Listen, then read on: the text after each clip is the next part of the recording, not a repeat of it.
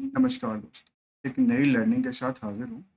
और ये जो लर्निंग होगी उसमें एक कह सकते हैं कि एक डिमांड्स लर्निंग है। और इस डिमांड लर्निंग में हमारे एक व्यूअर्स ने इस कंपनी को लेकर समझने की कोशिश किया। हो सकता है उनके पोर्टफोलियोज में, लेकिन मैं आपको कोई पोर्टफोलियो की रिकमेंडेशन या एडवाइजरी की बात बिल्कुल नहीं करता हूँ कि आप इस स्टॉक को खरीदो, बेचो या रखो। जिनके पास जैसा भी हो, लेकिन केवल केवल ये पर्पज से मत आप देखना कि मैं आपको आप कुछ गाइडेंस करता हूँ कि आप स्टॉक को खरीदें, बेचने को लेकर। देखिए दोस्तों, हम एक जनरल थिंकिंग के आधार पे इसकी फंडामेंटल स्ट्रेटजी को जानने की कोशिश करते हैं, बिना कोई टेक्निकल एनालिसिस को। साथ में हम इसकी गोल्डन रूल को जानने की कोशिश करते हैं, जो कि केवल और केवल गोल्डन रूल किसी किसी स्टॉक पर्टिकुलर डेटा के बेसिस पे नहीं होता है। वो एक जनरल पर्सनल फाइनेंशियल बेसिस पे होता है, जहाँ पे आप गोल्डन रूल के सहारे अपने स्टेबिलिटी को बना के रख सकते, कंटिन्यू कर सकते, चाहे वो अपनी पर्सनल फाइनेंस हो, चाहे अपनी स्टॉक मार्केट की ही बात क्यों न शामिल करें। तो आज की लर्निंग में हम 5 या 6 कंपनी के ज़िक्र करने वाला हूँ, जो एक डिमांड्स पे था, उसको हम समझने की कोशिश करेंगे।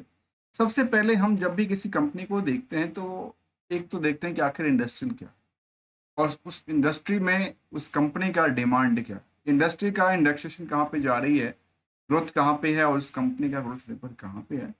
उसमें भी कुछ खास पहलू को जानने की ज़रूरत पड़ती है, जहाँ पे हम ये जानने की कोशिश करते रहते हैं कि कंपनी का जो बिजनेस है, उस बिजनेस में कंपनी जो भी कारोबार करती है, मैं उसमें ज़्यादा इंटर करने की कोशिश नहीं करूँगा। जो भी कारोबार करती है, उसमें उसमें वाई वाई का ग्रोथ रेट कैसा है, क्वार्टर ऑन क्वार्टर का ग्रोथ रेट कैसा है। इससे ये डिफाइन होता है कि शायद अभी तक जो कंपनी का कारोबार है, वो एक स्टेबल्स और ग्रोथिंग फील्ड में बनती है। चलिए, इनको हमने एक फार्मूला बेसिस पे कैलकुलेट किया है, और वो आपके सामने रखने की कोशिश करूंगा कि आखिर लास्ट क्वार्टर जो रिजल्ट अपडेट हुआ, उसके कंपैरिजन में पुराना रिकॉर्ड कैसा दिखता। अब इस कंपनी की चर्चा करूं, सब जो कि सबसे पहला कंपनी है, जिसका नाम है क्वाड्रेंट टेली वेंचर्स लिमिटेड। अब इस कंपनी की यदि आप देखा जाए, इंडस्ट्री की बात किया जाए, तो ये टेली कम्युनिकेशन इंडस्ट्रीज के अंदर इसको रखा गया है स्किनर के को।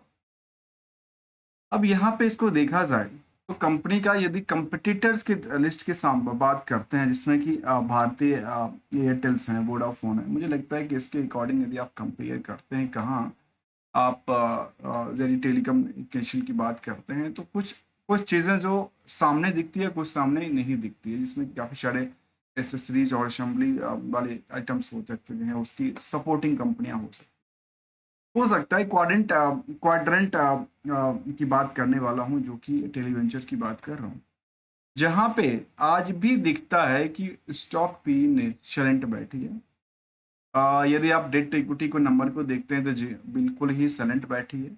साथ में यदि आप इनकी केवल इस वैल्यूशन को देखते हैं, मार्केट हाइट को, तो सोचने वाली बात यह है कि मार्केट हाइट इसका करीब करीब 28 करोड़ का, जो बहुत ज़्यादा बड़ी हाइट वाली नहीं।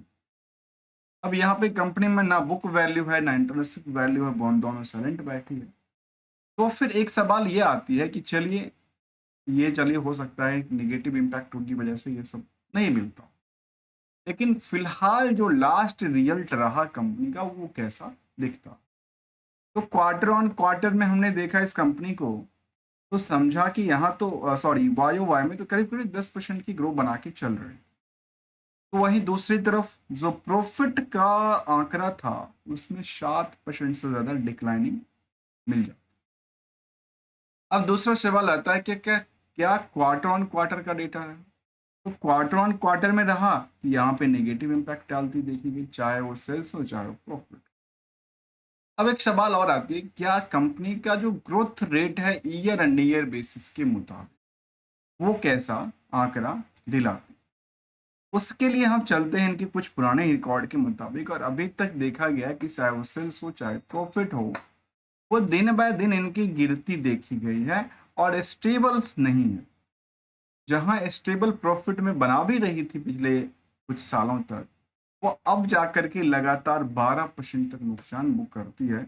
स्टॉक प्राइस की यदि बात करेंगे, तो 72% से ज्यादा मार्केट टूट चुका। पिछले 1 साल के दौरान। तो फिर सवाल ये आती है कि आखिर इसमें कुछ है या नहीं है। हम चार्ट लेवल पे बाद में चलेंगे और एक झलक समझेंगे क्या यहाँ पे कुछ सेटअप बनती देखी गई थी, कुछ प्राइस मोमेंटल थी, कुछ हलचल क्रिएट किया गया था, उसके बाद फिर दोबारा वहीं पे सोती तो नहीं पा रहे। आइए जानने की कोशिश करें। जिसकी वजह से कई बार क्या होता है कि जब नंबर ऑफ शेयर होल्डर एक क्वार्टर में काफी कम होता है और एक नेक्स्ट क्वार्टर में नंबर ऑफ शेयर काफी ज्यादा बढ़ जाती है, तो मतलब लगता है कि अच्छा शायद डिमांड या तो बढ़ा के बढ़ी बढ़ी है। डिमांड कब बढ़ेगी? जब उसकी वैल्यूएशन अट्रैक्टिव हो। डिमांड कब बढ़ेगी? जब वो एक उचित रेट में मिलेगा या आने वाले समय में उनको लेकर के डिमांड बढ़ने की जो आकांक्षाएं हैं वो बढ़ सकती है। यहाँ पे हमने इसको ये देखा। जबकि तो यदि हम केवल केवल लास्ट 52 वीक के हाई प्राइस से कंपेयर करेंगे ट्रेंडिंग के मुकाबले, तो ये 72% नहीं, ऑन एवरेज करीब 85% की ने स्टॉक में गिरावट हुई है। और साथ में यदि ऑन एवरेज पूरे पूरे सेक्टर की बात करें तो इस सेक्टर में 46%। अब दूसरा सवाल आता है कि नेट इनकम मार्जिन कितना रहा? नेट इनकम मार्जिन के लिए देखा गया कि ये रहा। अब एक सवाल जो हमने पहले कहा था कि कंपनी में शेयर होल्डिंग पैटर्न को देखना जरूरी है। क्यों जरूरी है? क्योंकि उसमें वो टिका हुआ है वो पॉइंट जो लगता है कि शायद यहाँ पे मार्केट में डिमांड बढ़ी या बढ़ाएगी। अब यहाँ पे देखिए मैं सीधा सीधा ये कह सकता हूँ कि यहाँ पे डिमांड जो पहले थी वही नियर अबाउट लास्ट 2-3 क्वार्टर से चलती देखी गई। लेकिन जून मार्च में की बात करूं उससे पहले इसमें 38,000, 44,000, 53,000, 52,000 ये इनकी एक ग्राफ लेवल बनती है जहां शेयर होल्डर का इंटरेस्ट बना हुआ है। कंपनी प्रमोटर का होल्डिंग भी है 37% के आसपास। डीआईआई की भी होल्डिंग बनी है 4% के आसपास और आम पब्लिक की होल्डिंग भी इसमें अच्छी तगड़ी बनी हुई दिखती है, इसमें करीब 58% मिलती है। यदि इस कंपनी के समरी डेटा की तरफ चले हैं जिसका नाम है क्वाड्रेंट टेलीवेंचर्स लिमिटेड, तो करंट मार्केट की प्राइस तो 1 रुपए से भी कम है, कहते हैं ना 50 पैसे से भी कम होना। लेकिन ग्रोथ भी उसी हिसाब से पिटता हुआ देखा गया है। 28 करोड़ की मार्केट कैप है, तो एक आशंका ये होती है कि मैनिपुलेशन हो सकती है। क्यों हो सकती है? क्योंकि प्रमोटर के पास कंट्रोल ज्यादा नहीं है, केवल 37% की कंट्रोल है। और उस 37% की कंट्रोल का एक बड़ा हिस्सा 95% का हिस्सा प्रमोटर साहब ने, प्रमोटर ग्रुप्स ने प्लेज करके रखा। ये इनके एक नेगेटिव इम्पैक्ट देखने को मिलता है।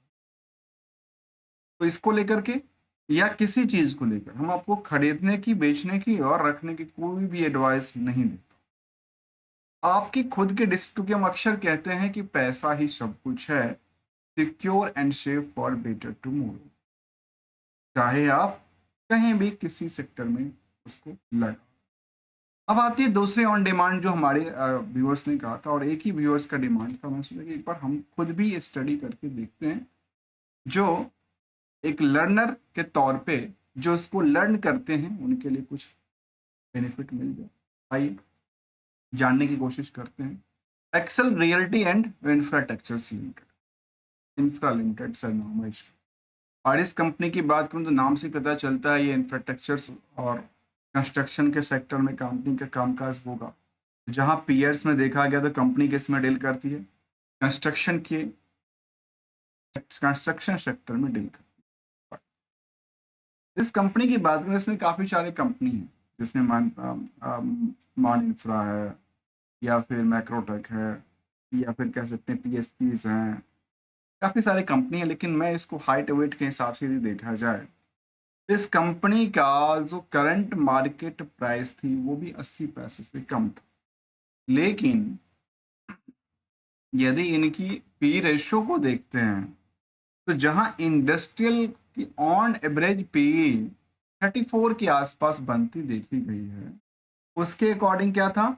यहाँ पे थोड़ा सा महंगा दिखता। चलिए कोई बात नहीं, क्योंकि कुछ कंपनी तो ऐसे भी हैं जो 100 से ज्यादा मल्टीपल में ट्रेड होता है अर्निंग के अकॉर्डिंग। तो दूसरा क्या कहता है कि कंपनी की डेट्स बिल्कुल फ्री है। चलिए, बहुत अच्छी बात है यहाँ तक, इसको कहते हैं गुड।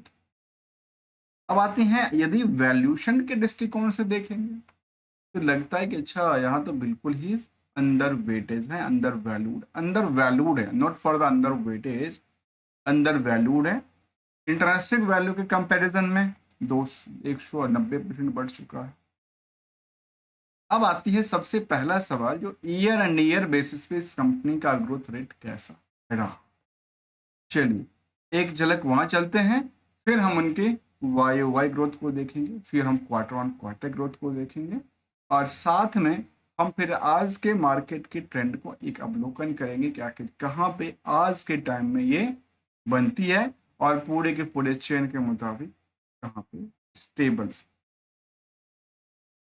यदि इस कंपनी की बात करें हम, यहाँ पे कंपनी का जो ग्रोथ रेट है लास्ट 3 साल में तो निगेटिव इम्पैक्ट, लेकिन लास्ट वही 12 मंथ के हिसाब से करीब करीब स्टेबल रही, और 26% से कितना 263% की एक बहुत भारी भारी भरकम जंप देखने को मिला इनके सेल्स। तो प्रॉफिट भी बढ़ के जो परसेंटेज था वो 367% हो जाता, जो कि यहाँ पे आप देख पाएंगे सीधे से। इसी के अकॉर्डिंग मार्केट को एक क्या मिला, मार्केट को एक ट्रस्ट मिला। स्टॉक प्राइस चलने के पीछे दो कारण हो सकते हैं, जहाँ पे हमने कहा कि आज के टाइम में उचित वैल्यू पे हो, और दूसरा वो अट्रैक्टिव मूड में हो। तो यहाँ पे देखा गया कि इसमें दोनों बढ़ा तो स्टॉक प्राइस में बढ़ना स्वाभाविक सी बात बन जाए। रिटर्न ऑन इक्विटी आज भी साइलेंट बैठी है, बहुत ज़्यादा रिटर्न तो नहीं दे पा रही है, लेकिन यदि हम इस कंपनी में ईयर एंड ईयर बेसिस के मुताबिक देखते हैं, क्वार्टरली डेटाबेस को देखते हैं, तो पीयर्स के कंपैरिजन में देखा गया यहाँ वाई ओ वाई में सोचिए सेल्स में करीब करीब 700% की वृद्धि होती है। भले ही 1 रुपया हो या 4 रुपया, मुझे उससे फर्क नहीं पड़ता, मैं उसको आपको ये नहीं कहता हूँ कि इसका टर्न ओवर इतना हो। ये इनका परसेंटेज बाइज है, 700% की सेल्स में वृद्धि होती है, तो प्रॉफिट भी बढ़ के 128% नई जगह क्रिएट कर।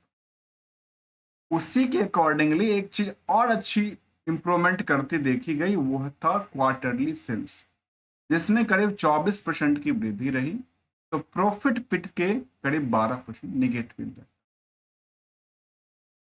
अब एक चीज को और जानना जरूरी है कि मार्केट के अकॉर्डिंगली यदि हम एक्सेल रियल्टी इंफ्रा की बात करें, तो इसकी स्टॉक प्राइस तो क्या थी, काफी छोटा सा था, अंडर वैल्यूड के दृष्टिकोण से आता है, लेकिन ओवर वेटेज के अंदर आती है। नेट इनकम मार्जिन कितना है कंपनी का, 18% के आसपास।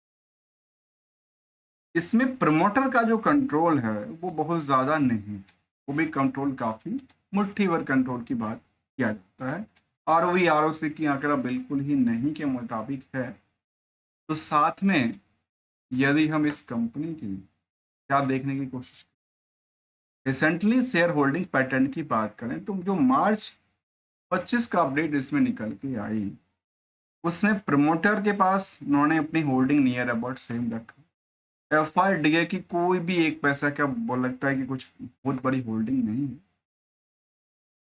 आम निवेशक के पास करीब 80% से ज्यादा होल्डिंग बनती है इस कंपनी में, और शेयर होल्डिंग पैटर्न था उसमें देखा जाए, यहाँ पे मुझे लगता है कि एक का एक इतनी भारी तादाद कहाँ से आ गई। मार्च तो 25 था, उसमें भारी इसकी इस कंपनी की शेयर के अंदर जो इंटरेस्टेड शेयर होल्डर की बात किया जाए, तो वो जो है करीब करीब 4.5 लाख के आसपास। देखिए, अब यहाँ पे एक चीज सोचिएगा, सोचने की बात ये है, इसकी मार्केट कैप कितना था, 111 का, 4.5 लाख शेयर होल्डर का इंटरेस्ट जुड़ा हुआ, कम नहीं है, बहुत ज्यादा है। मतलब वहां पे चीजें कम है, लेकिन भीड़ काफी ज्यादा उभरी पड़ी। ये हमने छोटा सा समझने की कोशिश। जबकि मार्केट ट्रेंड के मुताबिक अब एक्सेल रियल्टी एंड इंफ्रा की बात करें तो ऑन एवरेज 58% टूट चुका है। इस कंपनी के स्टॉक की बात कर रहा हूं, जबकि पूरे के पूरे सेक्टर जो हैं वो केबल और केबल 34% ही टूटा हुआ दिखता। इसके मुकाबले क्या हुआ, काफी ज्यादा टूटी है। चलिए नेक्स्ट मैदान पे चलते हैं और नेक्स्ट कंपनी की जिक्र करने की कोशिश करूंगा। और इसके चार्ट लेवल पे देखिए मार्केट में क्या रहा। देखिए ये जो एक चार्ट लेवल में ये एक बबल सी आई थी मार्केट में, उड़ती उड़ती बबल्स वाली, ये केवल एक टेम्पररी कह सकते हैं कि मैनिपुलेशन था। ये मुझे लगता है कि मार्केट की डिमांड एक बार इतनी कैसे बढ़ गई और कैसे घट गई पता नहीं। फिर फिलहाल हम चलेंगे आगे चल करके सभी चीजों को लेकर इंक्लूड करके एक सिंगल सी गोल्डन डिमांड जाने। अब तीसरी कंपनी की जिक्र करने वाला हूं कि आखिर खूबसूरत का खूबसूरती कहाँ चला, क्यों? क्योंकि इसका स्टार्ट करते हैं चार्ट लेवल। कंप्लीटली लगता है कि पूरे साल में कभी भी ट्रेडिंग नहीं, लेकिन इस पोजीशंस में देखिए वॉल्यूम की गेम को समझ। वॉल्यूम आई, मार्केट को नई पहल मिली, उस पहल के बेसिस पे मार्केट में जो सेटअप बनाना था वो बन गई कुछ ही दिनों के अंदर। फिर मार्केट में डिमांड नहीं रही। फिर ऐसा क्या हुआ जो पहले तो काफी ज्यादा अट्रैक्टिव लग रहा था लेकिन आजकल डिमांड नहीं है। डिमांड टूटती टूटती लगातार बॉटम टू बॉटम पे चलती जा रही है। आइए जानने की कोशिश करें। देखिए यदि सेक्टर की बात किया जाए तो ये जो कंपनी है वो फाइनेंस सेक्टर से डील करती है, जिसका नाम है खूबसूरत। खूबसूरत का खूबसूरती जो है धीरे धीरे करके गायब होती जा रही है। आखिर क्यों? तो यहाँ पे देखा जाए इसके सेक्टर, इसकी पीएस कंपनी के तौर पे चाहे बजाज फाइनेंस हो, बजाज बजाज फिनसर्व हो, जियो फाइनेंस हो, इन सभी कंपनियों को आप देखेंगे ये पेनी स्टॉक की कैटेगरी वाली कंपनी है, क्योंकि ये 1 रुपए से कम की वैल्यू का है। रेट्स बिल्कुल फ्री है, पी रेशियो सैलेंट बैठी है। मार्केट कैप 26 करोड़ का, मार्केट कैप 26 करोड़ का है। तो नेक्स्ट जो सिचुएशन है कंपनी का वो आज भी अंडर वैल्यू। तो एक बात कई बार हमें समझ में बिल्कुल नहीं आती है और वो होती है अंडर वैल्यूशन। ये बैलेंस शीट आपने स्ट्रॉन्ग कर लिया जिसकी वजह से जो वैल्यू है वो थोड़ा सा बेटर आ गई, लेकिन जो बाकी सारे सिचुएशंस हैं वो आपके विपरीत चलती देखी जा रही है। तो फिर अंडर वैल्यूशन का बेनिफिट क्या मिला, ये मुझे कई बार समझ में नहीं आती। कई बार मैं डिस्कस भी करते रहता हूँ। यदि आपको कुछ आपके अंदर भी कुछ फीडबैक देने की हो तो आप मुझे कमेंट वर्कशॉप सेक्शन में अपनी फीडबैक, वैल्यूबल फीडबैक बिल्कुल शेयर करना। अब आती है सवाल जो आखिर वाई वाई का ग्रोथ क्या था और क्वार्टर ऑन क्वार्टर पे स्टेबल कैसा। सबसे पहले देखता हूँ पुराना ग्रोथ रेट को। पुराने ग्रोथ रेट में देखा गया कि सेल्स तो डिक्लाइनिंग थी, प्रॉफिट में कई बार अप डाउन चलती रही है। पहले तो बेटर था लेकिन बाद में जाके दिक्कतों का सामना करना था। स्टॉक प्राइस सीजीआर में गिरावट है, क्योंकि एक बात को और हमेशा कहता हूँ कि दोस्तों केवल सेल्स बुक कर देना या प्रॉफिट बुक कर देना बिजनेस करना नहीं होता। इसके लिए आपको पैसे रिलाइज भी करने पड़ेंगे, पैसे कलेक्शन भी करने पड़ेंगे, तभी आप उस चीज को लेकर के एक बेटर क्या बना सकते हैं, बेस बना सकते। बेसिकली फंडामेंटल जो है ना वो बेस का, उस बेस कैसा है और बेस के बेसिस पे आप काम कैसे कर पा। रिसेंटली की बात करूं कंपनी की शेयर होल्डिंग पैटर्न में, यदि हम मार्च 25 की बात करें तो इस कंपनी में प्रमोटर का कंट्रोल जो है वो 0/0 की बात शामिल कर। सभी की सभी कंट्रोल किसके पास है? आम पब्लिक के पास है।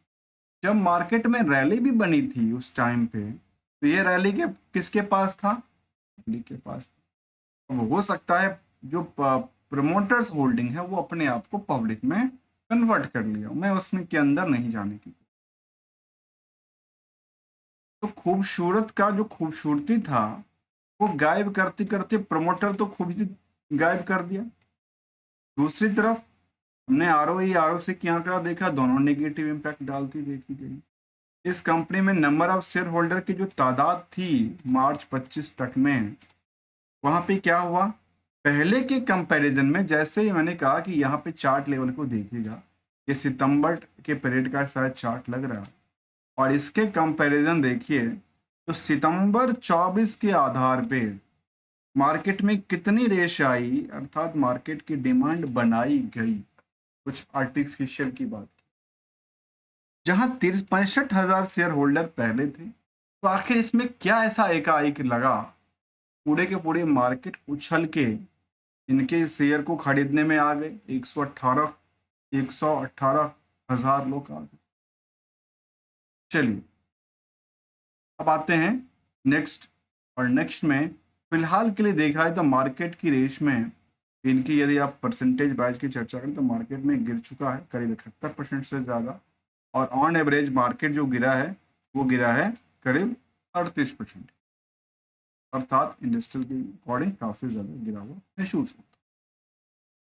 नेक्स्ट कंपनी की जिक्र करने वाला हूं जिसका नाम है गायत्री हाईवेज लिमिटेड। देखिए नाम से पता चलता है शायद हाईवे कंस्ट्रक्शन में कामकाज करती है, तो ये company infrastructure and development sector से जुड़ी हुई कंपनी है।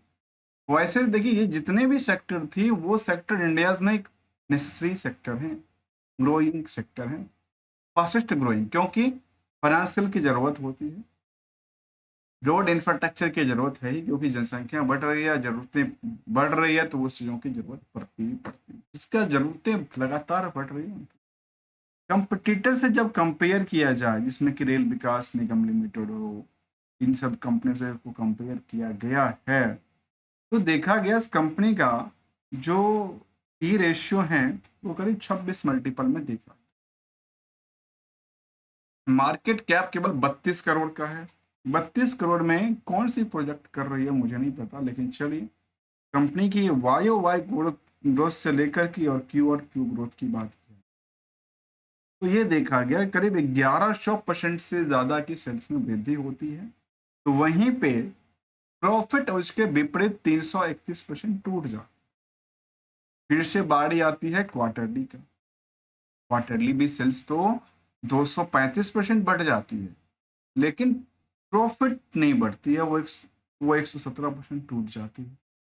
ये कुछ नंबर की बात नहीं कर रहा, लेकिन वही हम पुराने नंबरों की बात करें ईयर एंड ईयर बेसिस के मुताबिक, तो हमने ये देखा कि कंपनी में सेल्स जो था काफी निगेटिव इम्पैक्ट डालती देखी गई, लेकिन एक ही बार में बाउंस बैक हो। अब यदि कंपनी की बात करें तो प्रॉफिट भी उसी डायरेक्शन में चल रही थी, जो स्टेबल था, एक ही बार में बाउंस बैक किया।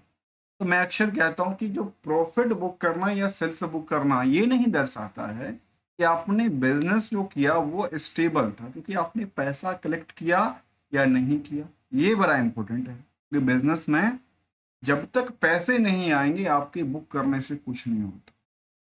तभी तो आजकल बड़ी बड़ी कंपनी आईबीसी में जाती देखी गई है, जो कंपनी ने लोन दिया उसके पैसे मिले नहीं, तभी तो कोई आईबीसी में केस करता है कि भाई मेरा पैसा दिला दो, एसेट से भिजवा दो।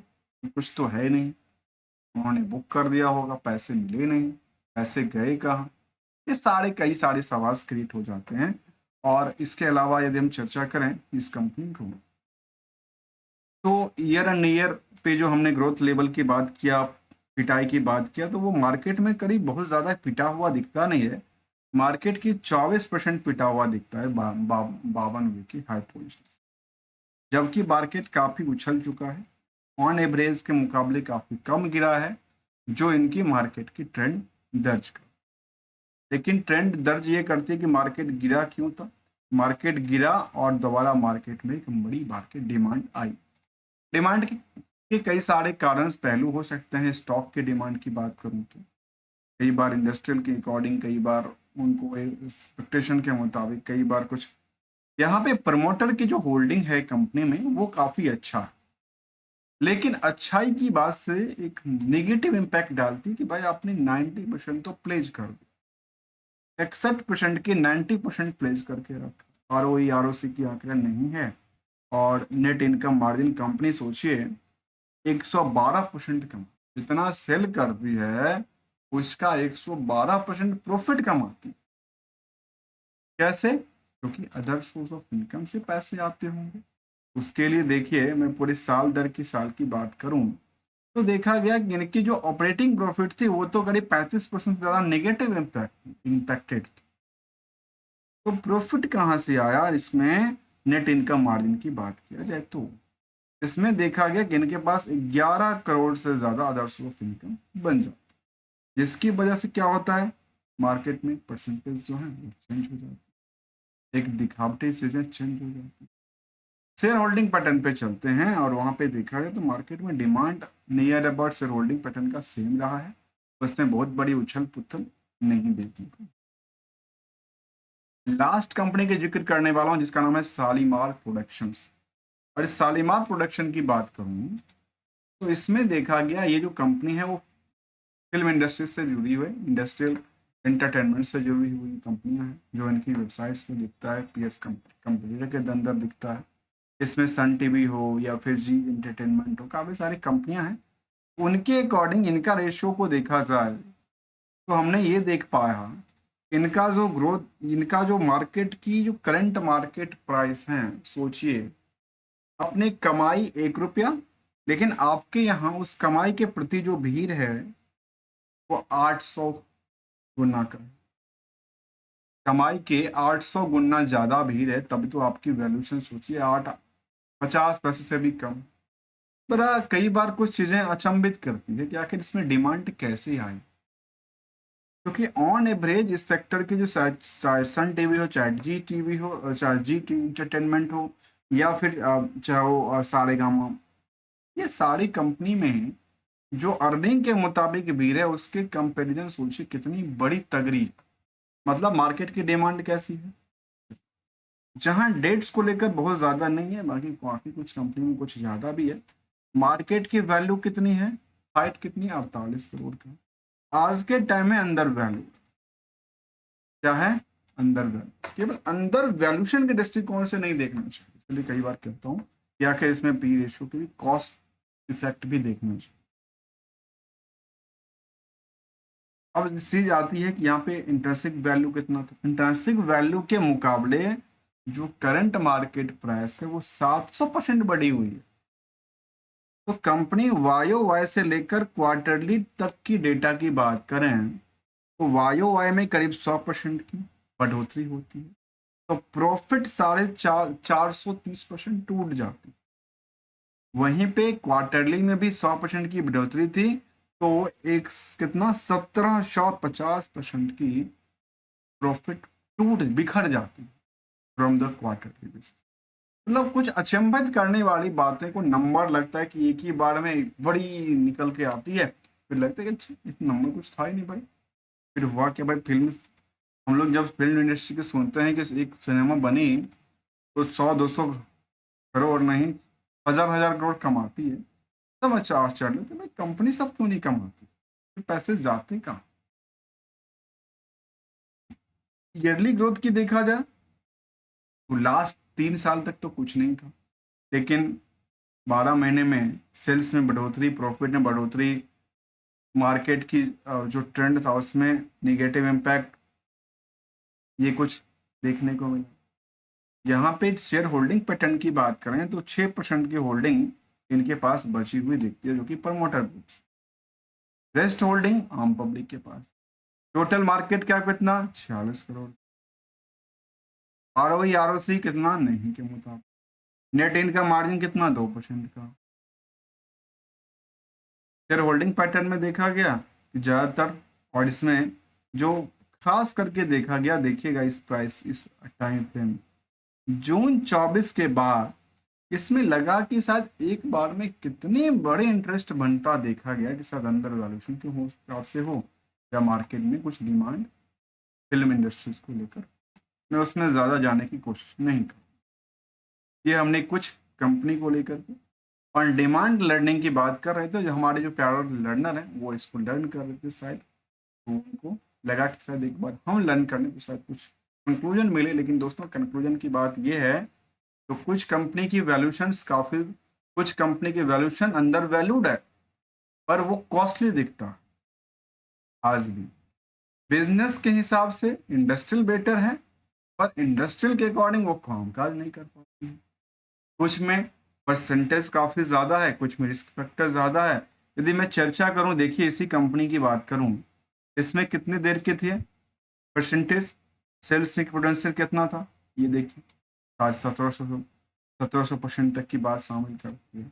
इसके अलावा एक कंपनी ये और थी जिसका यदि हम चर्चा करें, जिसका नाम था गायत्री हाईवे की बात करूं, तो गायत्री हाईवे में कुछ चीजें अच्छी लगी, कुछ चीजें अच्छी नहीं लगी।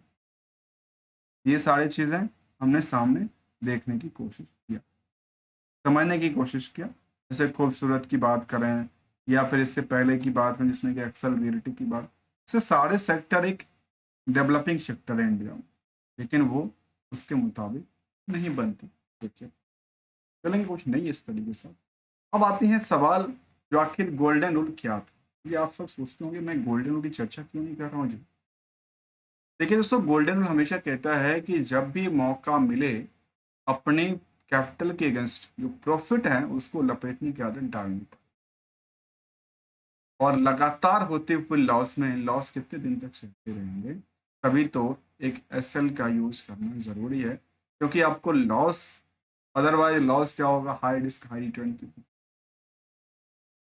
और यदि स्टॉप करते हैं तो एक रिस्क जो है वो स्टॉप हो जाती है, साथ में कैपिटल भी स्टॉप हो, कैपिटल बच जाती है। इसीलिए इस गोल्डन रूल कहते हैं दोनों को कॉम्बिनेशन करके के अपनी टारगेट, अपनी एसएल, बिना कोई रिकमेंडेशन और एडवाइजरी का। मिलेंगे कुछ नई स्टडी के साथ, तब तक के लिए थैंक यू।